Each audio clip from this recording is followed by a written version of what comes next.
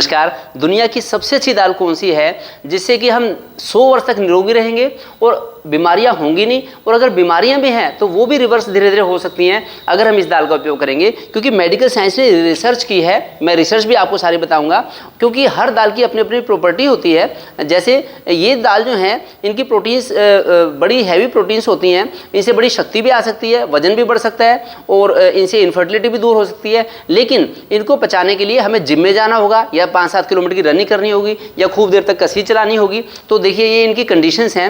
लेकिन और ये दाल जो है मीडियम पेस से पच सकती है हमें, मीडियम फोर्स से, और ये सबसे आसानी से पचने वाली दाल है जो मूंग की दाल है। इससे अनेक बीमारियां धीरे धीरे करके रिवर्स हो सकती हैं हमारी, और ये बीमार होने नहीं देगी हमें, क्योंकि इससे एक तो गैस, एसिडिटी, अपच की दिक्कत नहीं होती, IBS की प्रॉब्लम नहीं होती, फिर मोटापा, कब्ज, फैटी लीवर से बचाती है हमें, गांठें नहीं होती, वजन कम करने में इससे हेल्प मिलती है, बुखार, खांसी, जुकाम, बलगम इनसे बचाती है, इनको धीरे धीरे करके ठीक कर देती है, सांस की दिक्कत नहीं रहेगी, और फिर ब्लड प्रेशर, हार्ट डिसीज इनको दूर करेगी। फिर जॉन्डिस, पीलिया में सबसे अच्छी है, बशर्ते कि ज़्यादा हम फ्राई ना करें, इसे माइक्रोवेव में ना पकाएं, बहुत सारा मक्खन ना मिलाएं इसके अंदर, क्योंकि हमारे एक एक अंग बड़े कीमती अंग हैं।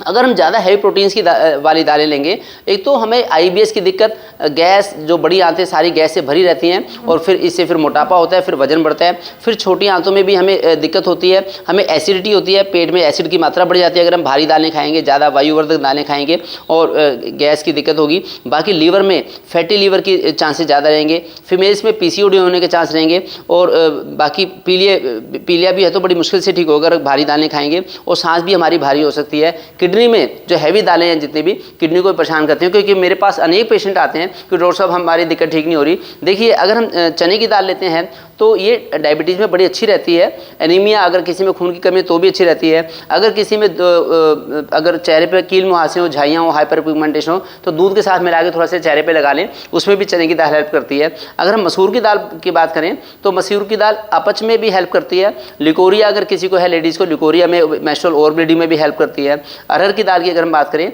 तो ये सिर दर्द में, माइग्रेन वगैरह में हेल्प करती है। अगर किसी को पसीना ज़्यादा आ रहा हो तो इसको भी लेप बना के सही पे भी लगा सकते हैं। और अगर किसी के दांतों में अगर दिक्कत हो तो अरहर की दाल का कुल्ला भी कर लें, थोड़ा सा दाल को पानी में मिला के, उससे फायदा रहता है। लेकिन खाने के लिए सबसे अच्छी दाल अगर कोई है तो ये है, जो कि एक बड़े ही कम मेहनत से पच सकती है। इसका मेडिकल साइंस ने रिसर्च करके बताया है कि इसका नेट प्रोटीन यूटिलाइजेशन भी अच्छा है और बायोलॉजिकल वैल्यू भी अच्छी है। अगर हमने 100 ग्राम मूंग की दाल खाई तो उसमें से ज़्यादा दाल हमारी एब्जॉर्ब हो जाएगी, आसानी से बॉडी उसको अपटेक कर लेगी।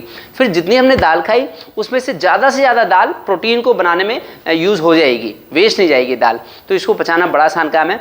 मैं अगर पर्सनली बात करूं, हम लोग पूरे परिवार में 1 क्विंटल दाल खरीद लेते हैं, ऐसे मूंग की दाल। 1 क्विंटल दाल हमारी 1 साल चल जाती है, और हम लोग चारों लोग परिवार में चारों लोग हेल्दी रहते हैं। मेरे पापा पिछले 50 वर्षों से मूंग की दाल यूज़ करते हैं। ये मेरे पापा हेल्दी है, 89 ईयर्स के हो गए, 90 साल के होने वाले हैं, तो ये निरोगी रहते हैं, कोई किसी तरह की इनको बीमारी नहीं है।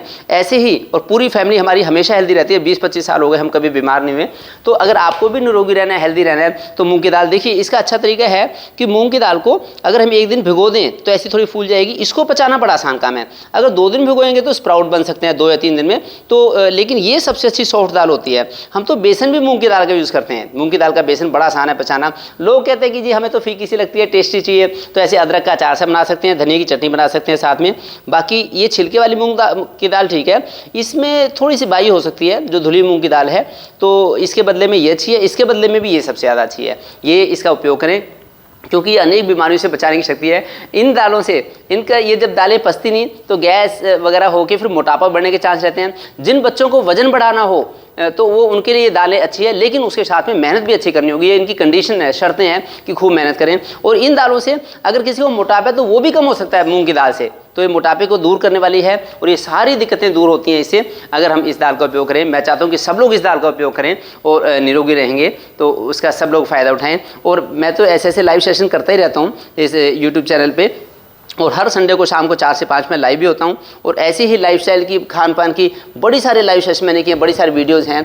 किसी भी बीमारी को हम कैसे लाइफस्टाइल से ठीक कर सकते हैं वो भी इस पे देखें, और हर संडे को ज्वाइन भी करें, और इस इन्फॉर्मेशन को ज़्यादा से ज़्यादा लोगों को स्प्रेड करें जिससे कि सब लोग इसका लाभ उठाएं। Thank you.